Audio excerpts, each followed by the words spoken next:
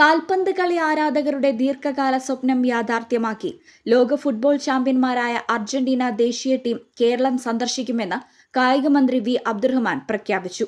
സംസ്ഥാന സർക്കാരിന് സാമ്പത്തിക ഭാരം വരാത്ത രീതിയിൽ സ്പോൺസർഷിപ്പിലൂടെയാണ് ഈ ചരിത്രപരമായ നീക്കം സാധ്യമാക്കുന്നതെന്ന മന്ത്രിയുടെ വെളിപ്പെടുത്തൽ ഏറെ പ്രാധാന്യം അർഹിക്കുന്നു.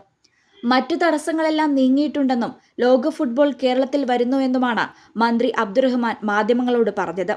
ഈ തീരുമാനം കേരളത്തിലെ ഫുട്ബോൾ പ്രേമികൾക്ക് വലിയ ആശ്വാസവും ആവേശവുമാണ് നൽകിയിരിക്കുന്നത്.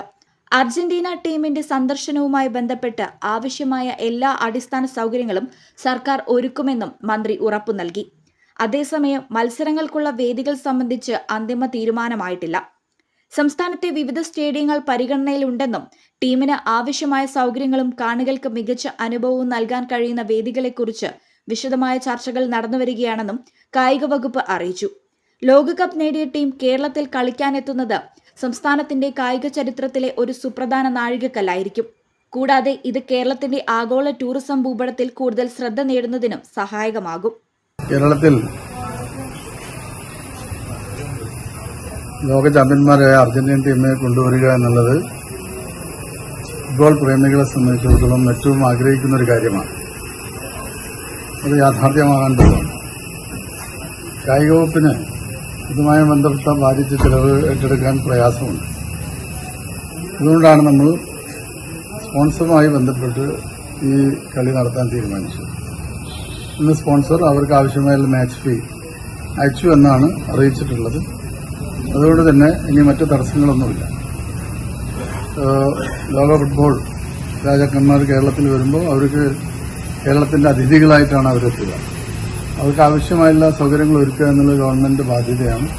അത്തരം കാര്യങ്ങളിലേക്ക് നമ്മൾ കടന്നിട്ടുണ്ട്. അതോടൊപ്പം തന്നെ കളിയുമായി ബന്ധപ്പെട്ട വേദികൾ ഏതാണെന്നുള്ളത് നമുക്ക് തീരുമാനിക്കേണ്ടതുണ്ട്. 2 വേദികളാണ് ഇപ്പോൾ നമ്മുടെ കയ്യിലുള്ളത്.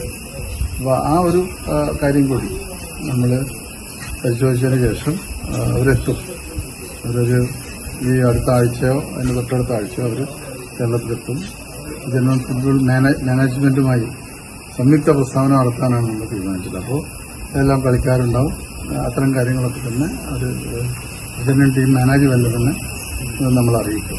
അതുവരെ നമ്മൾ കാത്തിരിക്കും. ആ 2 വേദികളെ ഏതൊക്കെയാ പറയുന്നത്? അതൊന്ന് കൊച്ചിയും തിരുവനന്തപുരമാണല്ലോ നമുക്ക് കളിക്കാൻ പറ്റുന്ന 2 വേദികൾ. ഇതൊന്നും ആളുകൾ ഉൾക്കൊള്ളാൻ കഴിയില്ല. കാരണം ധാരാളം ഫുട്ബോൾ പ്രേമികൾ അത്തരത്തിലൊരു കളിക്ക് വേണ്ടി കാത്തിരിക്കണം.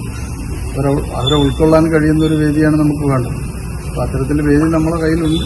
അത് ഏതാണെന്ന് ഒന്ന് തിരുവനന്തപുരം ഒന്ന് കൊച്ചിയുമാണ്. അതിലേതെങ്കിലും ഒന്ന് നമ്മൾ സെലക്ട് ചെയ്യേണ്ടതുണ്ട്. തീർച്ചയായും ആ കാര്യങ്ങളിലേക്ക് നമ്മളിപ്പോൾ കടന്നിട്ടുണ്ട്. ഇതിന്റെ പരിശോധനകൾ ഇപ്പോൾ കായിക വകുപ്പ് നടത്തിക്കൊണ്ടിരിക്കുകയാണ്. അത് പൂർത്തീകരിക്കുമ്പോൾ നമ്മൾ എഞ്ചിനീയറിംഗ് റിപ്പോർട്ടിന്റെ അടിസ്ഥാനത്തിൽ കാര്യങ്ങൾ ചെയ്യും. ഈ ചാനൽ മലപ്പുറം. BSc ഒപ്റ്റോമെട്രി ഒരു പ്രൊഫഷണൽ കോഴ്സാണ്. ഇതൊരു പ്രാക്ടിക്കൽ ഓറിയന്റഡ് കോഴ്സും കൂടിയാണ്. ക്ലാസ്സിൽ പഠിക്കുന്നതിനേക്കാൾ ക്ലിനിക്കൽ എക്സ്പോഷർ കൂടുതൽ വേണ്ടൊരു മേഖലയും കൂടിയാണിത്. അൽസലാമ ഐ ഹോസ്പിറ്റലിൽ ആവശ്യത്തിലധികം ക്ലിനിക്കൽ എക്സ്പോഷർ നമുക്ക് ലഭിക്കുന്നുണ്ട്. അതുകൊണ്ട് തന്നെ വേഗത്തിൽ പഠിക്കാൻ പറ്റുന്നു, എല്ലാം മനസ്സിലാക്കാനും പറ്റുന്നു. We are very happy to be the part of Al Salama Optometry College.